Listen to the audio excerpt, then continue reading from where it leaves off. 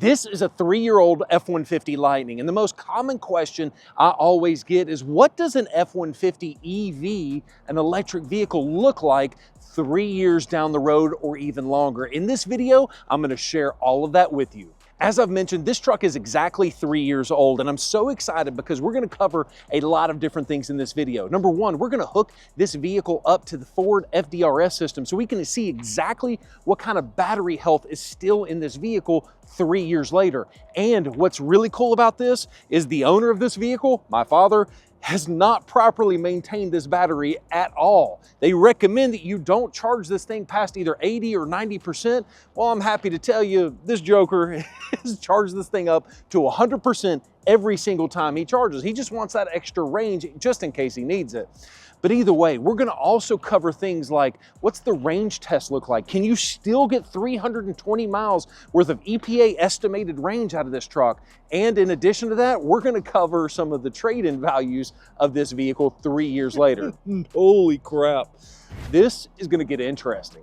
But before we cover all of the data in this video, I want to kind of give you a rundown of the truck because this one looks a little different than all the other Lightnings you might have seen out there. And that's pretty simple because this is a 2022 Ford F-150 Lightning. And the reason that it looks so different is because it's got some SunTech matte PPF over the entire vehicle. The idea there was just to protect the paint.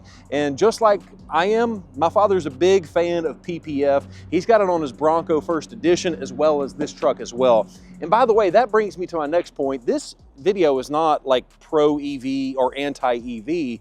It's just simple. We are a part of a Ford dealership called Town & Country Ford, and we're not trying to sell you an EV. We just simply want to show you what it looks like 3 years later so you know what to expect. I just look at this as an opportunity for me to share with you the realities of owning a vehicle that's a Ford, whether it's a gas, an EV, or a hybrid. So anyways, I do want to kind of cover a couple of things that I love about the truck.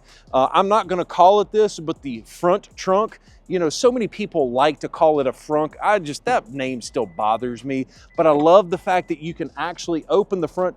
Oh my gosh, you're not gonna believe this. Okay, this was straight up not planned, but there's a V8 under the hood. I promise you that was not planned. But this thing is like nasty. There's no telling how long he has left that underneath the front trunk of the vehicle. But either way, the front trunk, when I had my F-150 Lightning, the front trunk was one of my favorite things about the truck because I could open up the front trunk, throw my backpack, my computer, bag, whatever you want to call it, in there, and I could have it closed by the time I start driving. So it's really nice to have that versatility and not have to worry about somebody doing the 5-finger discount if they see a bag in the back seat of the vehicle. So it's nice to know that your stuff's not going to get stolen because it's out of sight, out of mind. But as I mentioned to you, I love the SunTech matte PPF. This was actually installed by our friends at CGS Vinyl in Pelham, Alabama. Not a sponsored video, but I'd like to give them a shout out because they do great work. And you know, one thing that I love about the PPF is you're not worried about those small swirl scratches as well as bigger scratches.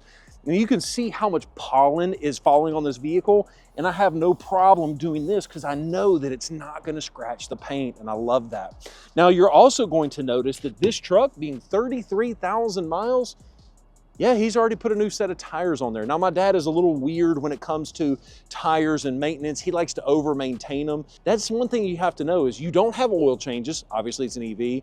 You're not gonna have to change the brakes nearly as often because you have regenerative braking. But one thing most people don't realize are you're gonna go through tires because this thing is very, very heavy. And in addition to that, the tires that are on this are very specific for EVs. Why is that the case? Because you have to have as low rolling resistance as possible so we can get as much range as you can. But the other thing is you also have to have a very strong sidewall because the truck weighs so much. So it's not like you can just throw a set of Super Duty tires on there and expect to get the same range. So you are a little bit limited when it comes to what specific tires you can choose, but either way, it's not that bad. Now I want to talk a little bit about the reliability and any issues that we've had out of the vehicle. There's only been one, and that is a recall that Ford fixed pretty daggum quickly, and that is going to be this rear light bar. So the problem originally was there was some water that was getting in this light bar, and you could actually see the condensation in the rear light bar. And since this is a part of the brake light system, Ford had to put it on recall, and they automatically swapped it out. Now the good news is this is not one of those long recalls where we had to wait for a redesign and we had to wait for issues. Ford got it swapped out pretty dang quickly, which is a good thing because we looked at that light bar, and if you have to buy that thing out of pocket, it gets really expensive really quick. So props to Ford for only having one minor little issue on the entire vehicle. Now, I want to hop inside and show you a little bit more about the efficiency that this thing still has. This is going to be an interesting conversation because at the end of the day, these vehicles, these electric vehicles work very similar to your smartphone battery. After you've had it for a long period of time, what is it going to look like? Are you going to reduce your range from 320 miles worth of range all the way down to 200 or 199? Well, I am so pumped to tell you that even though this vehicle was charged improperly the entire 3 years of ownership, it is still estimating 328 miles worth of range on a 100% charge, which means that it is still guesstimating, because that's what it is, it's still guesstimating that this vehicle can exceed the EPA estimated range from when it was actually brand new. But don't worry, later on in this video, I'm going to actually test that with a real world drive and a range test.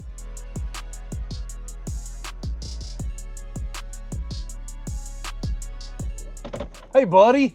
Hey. Come here often? Do I know? Said you come here often? I do. I do. I do. How you doing? Good. Did they get you a microphone?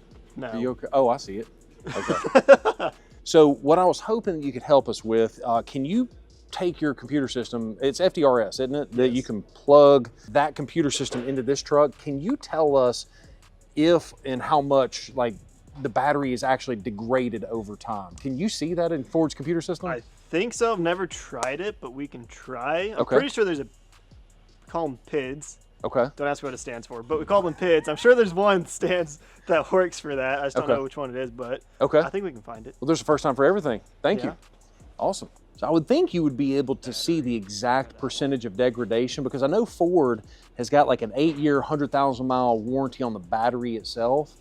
And I think they say that the battery has to hold at least like a 75% charge within those 8 years. And if they do, as long as it does that, then it's technically considered normal wear and tear.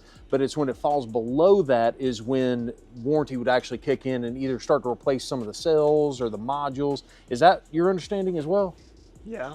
I mean, look, I work on the gas engines for the most part, but it would make sense. That's how the warranty works. You know, after a certain point, it would become moot once the battery, or it's there so once the battery degrades, if it degrades too fast for some reason, that way you're not out of pocket several $1,000s for a new battery. And that makes sense too, because I think that they made these packs to where it's not like if you have a battery issue, you're not replacing the entire pack, you're replacing a specific module. Yeah, there's like individual cells in it. Like imagine like a bunch of 9-volt batteries in a row or whatever, and like one of those 9-volt batteries goes bad, you don't have to replace all of them, you just replace the one 9-volt battery. Okay, so that's good. So if you get 110,000 miles and it's out of warranty, you're not having to replace a $40,000 pack, you're just replacing that specific module. Yeah, like if that one cell or whatever, that module goes bad, you just have to replace that one, not the whole kit, kat, and caboodle. Good info. Thank you. You guys know, yeah. Peep the shirt, guys. You guys know we customize vehicles, right? He's representing. And he is right. He's one of the brightest minds I've ever seen when it comes to working on these vehicles. I know he has a funny persona about him, and that's what we love about him, but it's amazing what this man knows when it comes to, you know, vehicles, engines, I mean, everything. It's just, it's wild. So that's the reason that I trust him to pull this data up for us as well. All right, did you find it? Yeah, I found the high voltage battery state of health PID. Ooh, and all right, let's look. It should tell us the state of health. It says the state of health's 100% actually still. You've got to be kidding me. And just to prove that's not like the state of charge, it's only got 93% charge, so it's not the state of charge, it's the health of the battery. So that's insane. So after 3 years and how many miles? 33,266 miles. The battery is still at 100% chargeable capacity, meaning that that's pretty insane. Thank you very much for your time, man. I appreciate it. There you go. I learned something new today. That's pretty cool. Well, that is actually very surprising to me because I was expecting a little bit of degradation. 100% after he's been charging this thing literally to 100% every single day is pretty wild. Now, keep in mind, you know, driving habits. We're talking about 33,266 miles over the course of just shy of 3 years, you know, means he's not driving a ton of miles. And I'm sure that if you put a ton of miles on the vehicle, that would also affect the overall degradation of the battery. But you would think that charging it and leaving it at 100% charge, you know, sometimes for weeks on end, you would think that that would affect the battery more than it actually does, especially since this is considered the old battery technology. Now, in current year, if you go buy a Lightning standard range, they've got a new battery chemistry that is designed to accept and sit on a higher level of charge for a longer period of time.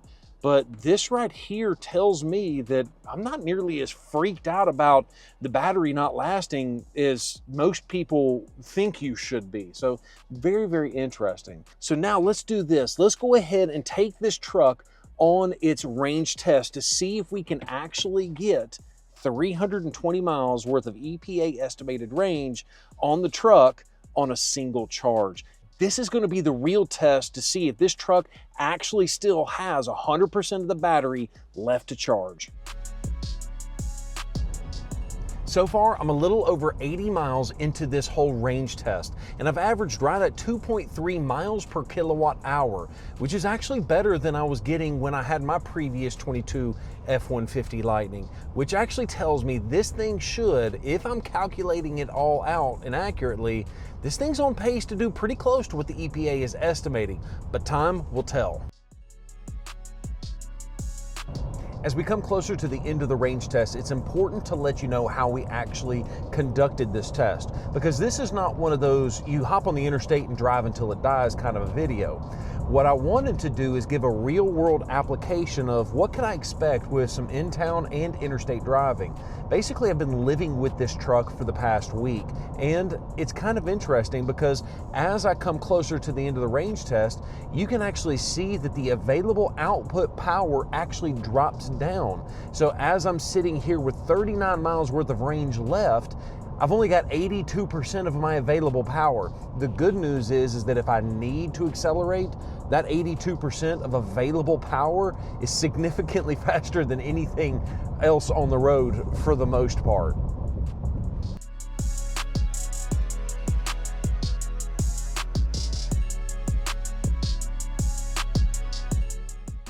The convenience of this truck is absolutely next level if you're not going to be doing a whole lot of long distance out of town driving. This thing is the perfect appliance to get you to and from work, to and from work, to and from work, around the city, that kind of a thing. If I am a road warrior where I'm constantly visiting other cities, you might want to reconsider and go with something like a Power Boost, a 2.7, you know, one of those other F-150s that might be a little bit more fuel efficient. But I am absolutely in love with Blue Cruise, which is why that I can talk with my hands free, and as long as I'm watching the road ahead, the truck will continue to drive itself automatically. But unfortunately, this particular truck has the Blue Cruise 1.0, which means that it's missing out some of the features that the new versions of the Lightnings have, which is things like the lane change, where you can just hit your blinker and the truck will automatically change lanes for you. I do wish this had it, but I will say that this is at least 95% of the way there. The other little part is just a little nuance on what I would like to have versus what it actually has. And so you're probably asking yourself, what is the grand total mileage? How many miles were we actually able to drive this truck on a single charge? Well, it's pretty simple. So we started out the whole trip with 33,230 miles, and we ended up with 33,499 miles. That's 269 miles actually driven.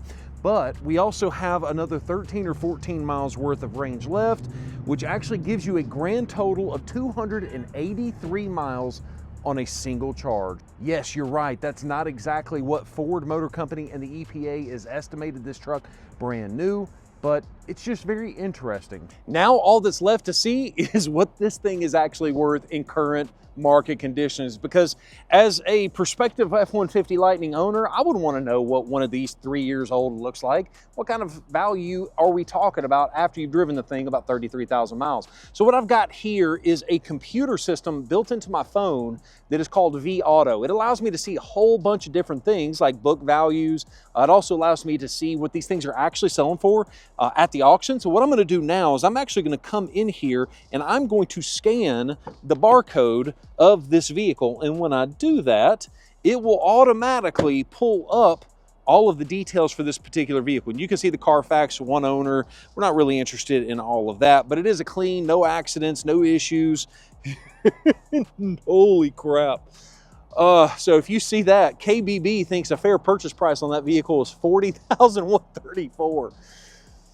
Now, if you don't know, this truck has an MSRP of right at $80,000 because it's an F-150 Lariat extended range. Let me see if I can find the actual original window sticker for the truck, because I think that's a big component of it. Yep, here we go, here we go, here we go. And to prove it to you, $80,000, and now KBB thinks it's worth anywhere from $40,905 to $45,950.